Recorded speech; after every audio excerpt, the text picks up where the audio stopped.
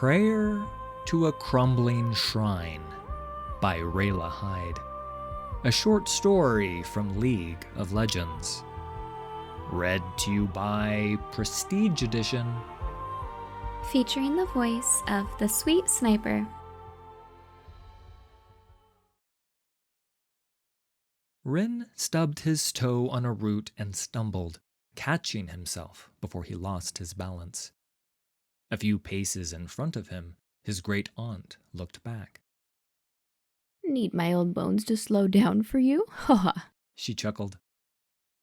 No, he murmured to his shoes. His great-aunt Peria was snow-haired and stooped with age, though she was still a few inches taller than Rin. He wished he could be as tall as his horrible brother. He would have towered over both of them if he was there. Rin had never been in this part of the woods before. The pine trees grew closer together, so much that the light of the noonday sun had diminished to a glimmer amongst the shadows. Aunt Peria stopped ahead.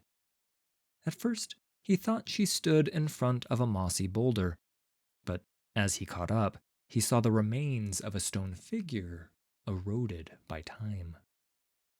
Rin fiddled with the rocks in his pocket. Aha. Do you know who this is? Asked Aunt Peria. Some old noble from the city? Said Rin. Oh no, Said Aunt Peria cheerfully.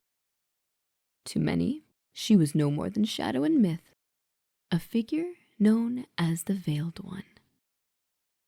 Aunt Peria lifted her lantern up toward the figure. The statue's left arm was missing from the shoulder, but her right palm was open as if inviting them forward. Upon her head was what must have once been a delicate stone shroud, now coated in vines. Feathered stubs rose from her shoulders, broken and weathered. Rin could see that part of her face had crumbled garishly, and he shivered. The unbroken half of her face was not much better.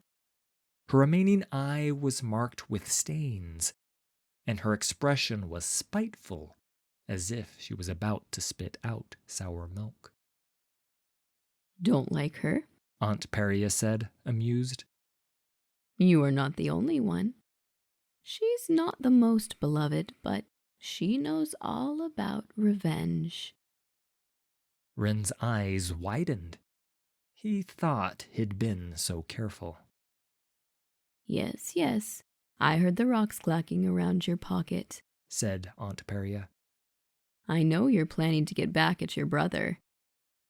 He didn't mean to hurt you, you know.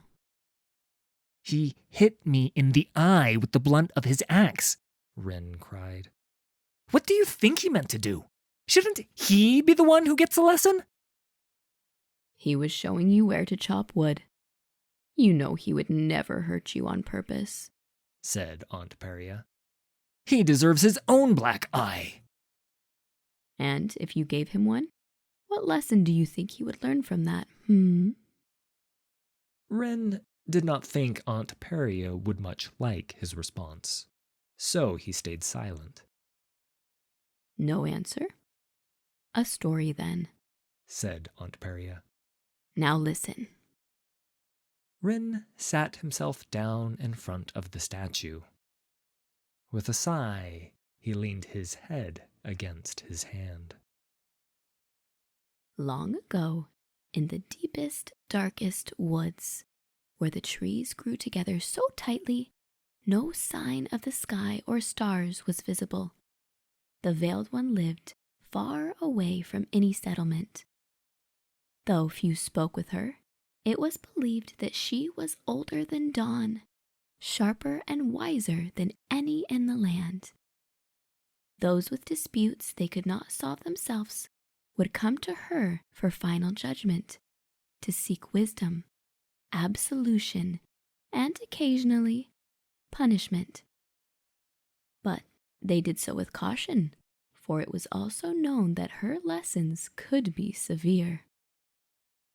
One day, a cleric and his pupil entered the woods to find the Veiled One, for the pupil had erred. The pupil had acted in anger against his elder, striking him with a censer. Smoldering incense had scarred the cleric's face with a grotesque burn. The pupil knew he had done wrong and wanted to repent. The two had journeyed a day and a night before they found the Veiled One. They entered a cavern illuminated by candles. Water dripped from the ceiling, and strange potions lined the walls. It stank of grave soil and moss. Dozens of raven-black feathers littered the floor. A figure silently emerged from the shadows to meet them, the Veiled One. A black shroud hid most of her features from sight, but her eerily violet eyes shone through. Her feet were bare on the cold stone floor. As the pupil told his tale, she gazed at him with an unbroken stare. "I see that your actions were no accident," spoke the Veiled One at last. Her voice, though rarely heard, was barbed like a thorn bush. "You acted with purpose and certainty, and yet now you feel much pain at having hurt your master." I wish to atone for my sins so that I may rid myself of this guilt," he said. "Guilt can teach many things to a heart humbled by intent." "Why did you strike your master?" she asked. "It was an act of anger. I was wrong," said the pupil. "Perhaps. What caused your anger?" asked the Veiled One. The pupil looked to his cleric and cast his eyes down. "In my foolishness, I sought to end his lesson to another student," said the pupil. "And what was that lesson?" Before the pupil could answer, the cleric interrupted. "My students require instruction in myriad ways," he said. "I teach them manners, patience, and restraint. If I must, I will use the lash. I do not enjoy it. These lessons are my sacred duty." The Veiled One peered at the cleric. Behind the shroud, her eyes seemed to bore into him. "But you do enjoy them," she said. "I beg." "Tell me, scarred master, are your lessons truly for the good of your students, or do you punish them to relish their suffering?" said the Veiled One. "No," the pupil interrupted. "He can't have. He cares about us." The cleric raised his hand and struck the boy. "I don't need your lying breath to defend me," spat the cleric, his scarred face vivid with anger. The Veiled One opened her palm and chained the cleric to her with dark fire. The bindings glimmered with immaterial violet light, but the cleric could not break them as he struggled. "You came to me for another's punishment," she hissed. "But you ignore your own sins. Your sick pride swells as they come back to you, cleric.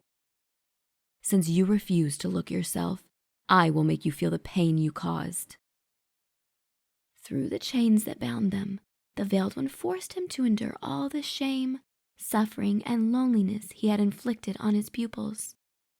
For an instant, the cleric's heart stopped as a great weight he had never known constricted his very soul. He fell to his knees, fixed in place by bitter torment as shadowed flames licked his flesh. "Stop! Please stop!" the student cried. "Please punish me in his place. He has suffered enough." "You defend him even now," said the Veiled One. "The wretch has much to learn ere death's mercy lays claim. He alone must feel the pain he caused so he may never hurt another. You came here seeking understanding. Its burden is now yours to bear." The pupil did not show his face at his cloister for many days. But when hunger and fatigue overcame him, he finally forgot his fear of his master's lash.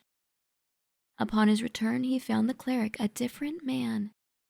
Where his elder had been cruel and uncaring, he was patient and gentle. For though the burn on his face had not yet healed, the Veiled One's lesson had cut far deeper. Aunt Peria set her lantern at the base of the statue. Half her stone-gray face was lost to darkness, with flickering shadows running down her shroud like tears. Be careful, Rin, when wishing for punishment. Can you teach a lesson that will make your brother a better person? Even if he did hit you on purpose, there is no sense in you punishing him selfishly. Rin felt the rocks in his pocket. I guess my brother did say he was sorry. After I fell down from getting hit in the eye, he said. He begrudgingly dropped the rocks to the forest floor.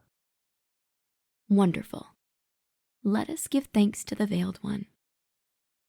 Aunt Peria opened her lantern and blew the candle out. Remember, revenge is an act of pride, but teaching is selfless, she said. In case you forget, I'll be watching you. Ha! And the Veiled One might be too. Rin watched the smoke curl and unfold around the statue's empty stone eye, shrouding the figure in shadow. When he looked back, Aunt Peria had set off through the trees, back toward the village. Rin hurried to catch up.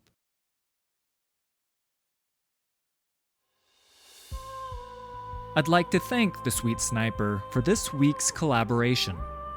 You can find me at twitch.tv/thesweetsniper. All credit for these stories goes to Riot Games and League of Legends. Full details can be found in the video description. If you enjoyed this production, please hit like and subscribe. There's a lot more coming.